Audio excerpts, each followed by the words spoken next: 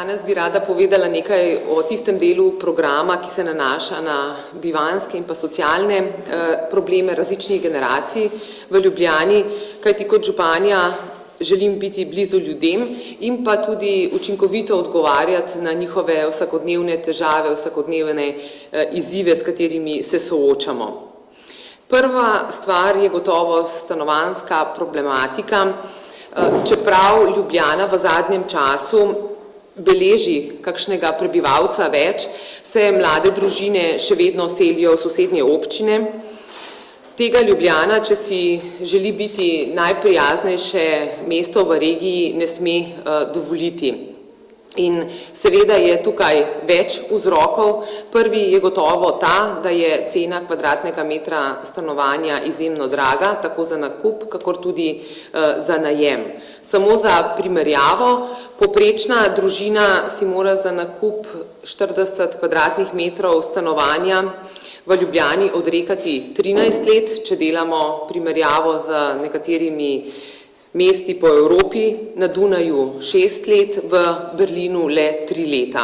Torej v Ljubljani na tem področju nekaj ni v redu in vemo, da cenam nepremičnin v Ljubljani še vedno vladata gradbeni in pa tudi bančni lobi. V mestu se je v zadnjih letih gradilo predvsem zaradi enormnih dobičkov investitorjev, ne pa z namenom pomagati družinam, mladim, ki se odločajo za skupno življenje. In z gradnjami, ki so bile največkrat mešanega tipa, torej pod nazivom stanovanjsko-poslovni kompleks, so služili predvsem investitorji, gradbinci, inštalaterji in drugi izvajalci. Kupcem pa so ostale le visoke cene stanovanj. Tako imamo danes v Ljubljani veliko neprodanih stanovanj in pa še vedno nenormalno visoke cene. Na trg oziroma pojavilo se bo novo število stanovanj, novo zgrajenih stanovanj, predvsem tekom insolvenčnih postopkov velikih gradbenih podjetij bodo ta postala last bank, katerih dejavnost pa seveda ni ukvarjanje stanovanji. Tukaj se nakazuje logična rešitev, predvsem sodelovanje Stanovanjskega sklada Republike Slovenije, pa tudi posredno Stanovanjskega sklada, ki je v Ljubljani, ki bi, mislim na Stanovanjski sklad Republike Slovenije, lahko stanovanja odkupil ali pa lahko izdal tudi stanovanjsko obveznico, ki bi jo odkupili pokojninske družbe ali pa drugi finančni investitorji.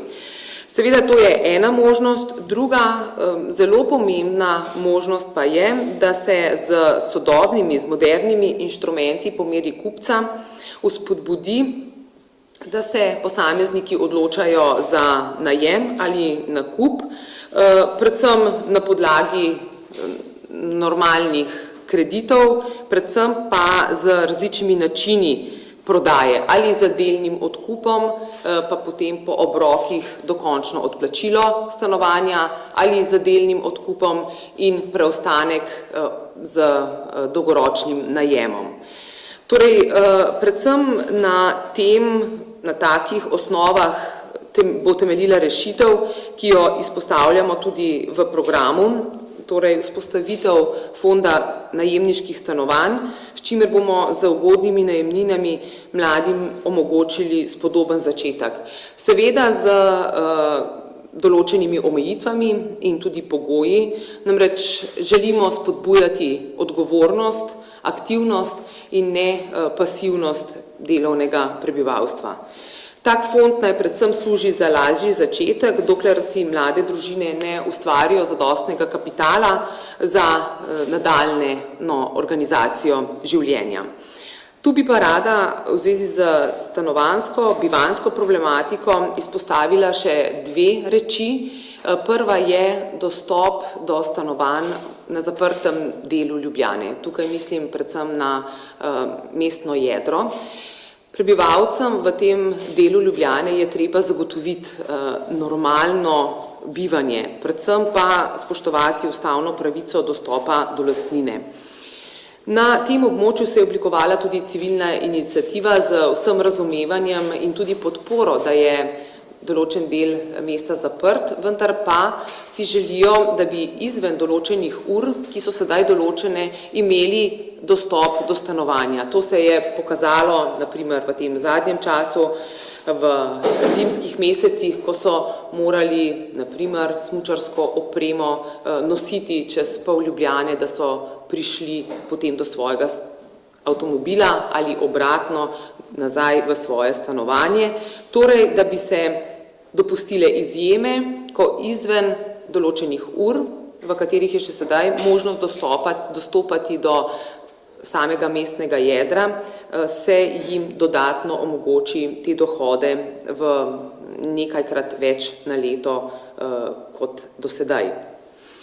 Druga stvar so pa funkcionalna zemljišča, predvsem tukaj mislim v okolici blokov in pa problematike v zvezi z parkiranjem, z mirujočim prometom strani stanovalcev. V stanovanjskih sosteskah je potrebno opredeliti funkcionalna zemljišča in tamkajšnjim prebivalcem na mestnih zemljiščih omogočiti ekonomsko sprejemljiv način parkiranja. Torej, te površine urediti na preprost način v površine za mirujoč promet. Druga stvar, zaradi česar mesto ne velja za najbolj prijaznega mladim družinam, je prostor v vrtcih. Mestni svet je 1. marca 2010 sprejel spremembo in dopolnitev odloka o sprejemu otrok v vrtec, ki je po mojem mnenju diskriminatoren, saj postavlja otroke, katerih starši nimajo stalnega bivališča prijavljenega v Ljubljani nekaj manj kot 2 leti, spravlja v veliko slabši položaj.